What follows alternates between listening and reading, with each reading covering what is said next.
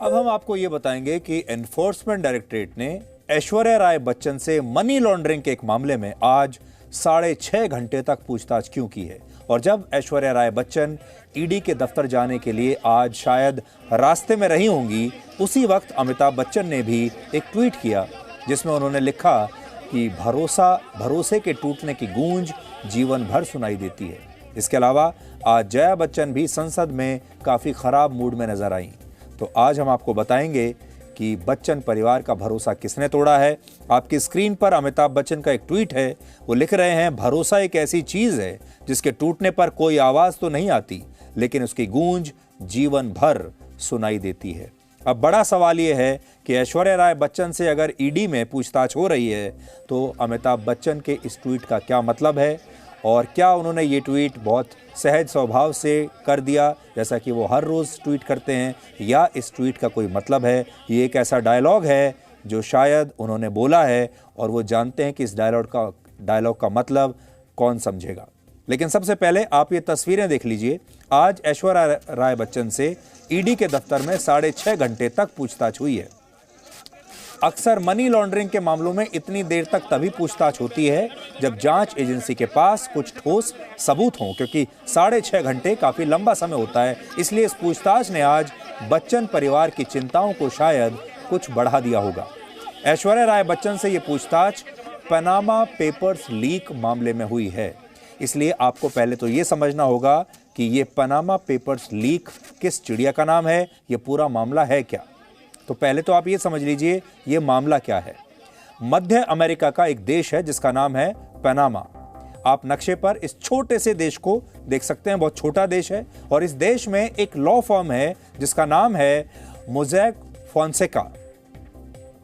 वर्ष 2013 में इस कंपनी के सर्वर को हैक कर लिया गया था और इसका सारा डेटा लीक हो गया और इस डेटा को चुरा लिया गया। बाद में जब अंतर्राष्ट्रीय पत्रकारों के एक ग्रुप ने इस कंपनी के डेटा का अध्ययन किया तो पता चला कि इस कंपनी ने दुनिया के कई बड़े बड़े और प्रतिष्ठित लोगों की टैक्स बचाने में और उनके काले धन को सफेद बनाने में मदद की थी। उस समय 70 देशों के 370 पत्रकारों ने मिलकर टैक्स से संबंधित करीब 1 करोड़ 15 लाख दस्तावेजों का एक एक करके पहले उसका अध्ययन किया और फिर इनका खुलासा किया। अब क्योंकि ये सभी दस्तावेज पनामा देश की एक लॉ फर्म के थे, इसलिए इस खुलासे को पनामा पेपर्स लीक कहा गया। तब इसमें यह बताया गया कि ये कंपनी जो लॉ फर्म है पनामा की, ये कंपनी 42 देशों में सक्रिय है। यानी इसकी जो पहुंच है, जहां ये काम कर रही है, 42 देशों में काम कर रही है। और जिन देशों को टैक्स हेवन कहा जाता है, वहां काले धन को सफेद बनाने का काम ये कंपनी करती है। इसीलिए आपने देखा होगा बहुत सारे देश ऐसे हैं जिन्हें टैक्स हेवन कहा जाता है। टैक्स हेवन का अगर आप सीधे से मतलब लगाएं हिंदी में तो इसका मतलब होगा कि टैक्स के मामले में जो स्वर्ग जैसे जो देश हैं, टैक्स के स्वर्ग, आप ऐसा समझ लीजिए। तो ये जो टैक्स हेवन देश हैं, ये कौन कौन से हैं? ये हैं Switzerland, Cyprus, British Virgin Island, Hong Kong और पनामा। इन्हें टैक्स हेवन कहा जाता है। अब आपके मन में सवाल होगा कि इन देशों को टैक्स हेवन क्यों कहते हैं, और यहां आखिर ऐसा क्या है कि दुनिया के बड़े बड़े लोग, पैसे वाले लोग इन देशों के पास खिंचे चले आते हैं और यहां अपने अपने खाते खोलते हैं, यहां अपनी कंपनियां बनाते हैं। तो इसके 3 कारण हैं। पहला, इन देशों में जब कोई व्यक्ति अपना पैसा निवेश करता है या कोई कंपनी यहां पर बनाता है तो उसे सोर्स ऑफ रेवेन्यू नहीं बताना होता। यानी उसे यह नहीं बताना होता कि उसके पास ये पैसा कहां से आया है, किस देश से आया है, ये पैसा उसने कहां से कमाया है। और यही तो बड़े बड़े लोग चाहते हैं। जिन लोगों के पास ब्लैक का पैसा है या ऐसे सोर्सेज से ऐसे काम करके पैसा कमाया गया है जिसके बारे में वो बता नहीं सकते, उन्हें तो ऐसे ही देशों की तलाश होती है जो उनसे ये ना पूछें कि तुम्हारे पास ये पैसा कहां से आया। तो ये एक बहुत बड़ी बात है। दूसरी बात, इन कंपनियों के जो मालिक होते हैं उनकी पहचान ये देश पूरी तरह से गोपनीय रखते हैं। किसी भी सूरत में ये देश दूसरे देशों को कभी या किसी इन्वेस्टिगेशन एजेंसी को कभी ये नहीं बताते कि किस कंपनी का डायरेक्टर और इन्वेस्टर कौन है। यानी जितने भी बड़े बड़े पैसे वाले लोग हैं, सेलिब्रिटीज हैं, इंडस्ट्रियलिस्ट हैं या कोई भी हो, वो अपना जो काला पैसा जब इन देशों में लगा देते हैं तो इन देशों के कानून ऐसे हैं कि ये उसे बिल्कुल गुप्त रखते हैं और ये कभी नहीं बताते कि जो पैसा यहाँ आया है या जो कंपनी किसी ने बनाई है वो किसकी है। और तीसरी बात यह है कि इन देशों में टैक्स भी बहुत कम देना होता है और यहाँ से पैसा घुमा फिरा कर भारत और दूसरे देशों में लाना काफ़ी आसान होता है। उदाहरण के लिए किसी व्यक्ति ने अगर भारत में टैक्स चोरी करके टैक्स चोरी के पैसों से पनामा में कोई फर्जी कंपनी बनाई है, इस कंपनी का जो सालाना रेवेन्यू होगा यानी जो सालाना आमदनी होगी उस पर वहां भारत के मुकाबले बहुत कम टैक्स लगेगा और ये पैसा निवेश और दूसरे रूप में भारत आ जाएगा। और यही वजह है कि भारत के ज्यादातर अमीर लोग इन देशों में अपना काला धन सफेद करने के लिए इसे पहले वहां इन्वेस्ट कर देते हैं और फिर इसे व्हाइट कर दिया जाता है बिना टैक्स चुकाए या मामूली टैक्स देकर, जो कि भारत में संभव नहीं है। वर्ष 2016 में जब यह पूरा खुलासा हुआ था तब इसमें 500 भारतीयों के नाम सामने आए थे।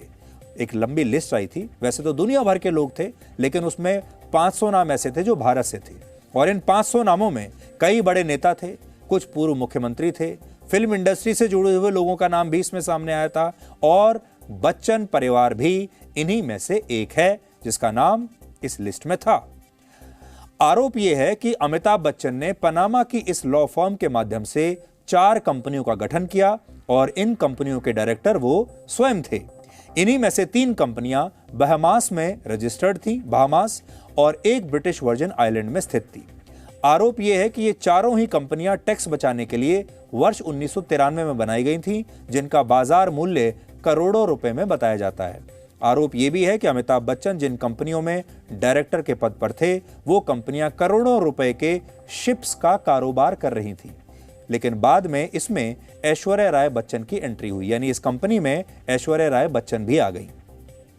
वर्ष 2005 में जो कंपनी वर्जिन आइलैंड में रजिस्टर्ड थी उसका डायरेक्टर अमिताभ बच्चन की जगह ऐश्वर्या राय बच्चन को बना दिया गया। यहां नोट करने वाली बात यह है कि तब तक ऐश्वर्या और अभिषेक बच्चन की शादी नहीं हुई थी। इन दोनों की शादी 20 अप्रैल 2007 को हुई थी, लेकिन इस कंपनी में ऐश्वर्या राय बच्चन की एंट्री 2005 में ही हो गई थी। आरोप है कि पहले इस कंपनी में ऐश्वर्या राय के माता पिता और उनके भाई को पार्टनर बनाया गया और 2007 आते आते खुद ऐश्वर्या राय बच्चन इस कंपनी में एक शेयर होल्डर बन गई और इसके 1 साल बाद यह कंपनी बंद भी हो गई। इसलिए पनामा पेपर्स लीक में यह आरोप लगाए गए कि यह कंपनी असल में एक शेल कंपनी थी, यानी फर्जी कंपनी थी जो सिर्फ टैक्स बचाने के उद्देश्य से बनाई गई थी। ईडी इस केस को मनी लॉन्ड्रिंग का केस मानकर इसकी जांच कर रहा है। कुछ महीने पहले इसी मामले में ईडी द्वारा अभिषेक बच्चन से भी पूछताछ की गई थी। जया बच्चन भी संसद में काफी नाराज दिखी। हालांकि उन्होंने सीधे तो इस मामले का कहीं पर कोई जिक्र नहीं किया, लेकिन उन्होंने आज कहा कि मोदी सरकार के बुरे दिन जल्द ही आने वाले हैं। बड़े बड़े मुद्दे हैं डिस्कस करने के लिए और मगर हम लोगों ने 3-4 घंटे दिए क्लरिकल एरर डिस्कस करने के लिए। What is going on? What is going on? This is terrible. और आप सबसे मैं ये कहना चाहती हूं, आप बीन किसके आगे बजा रहे हैं? आप लोग बीन किसके आगे बजा रहे हैं?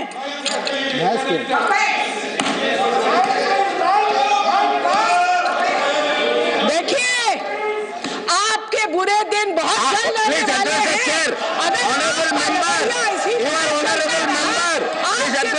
बहुत जल्दी आने वाले हैं। अगर आपके अंदर इतनी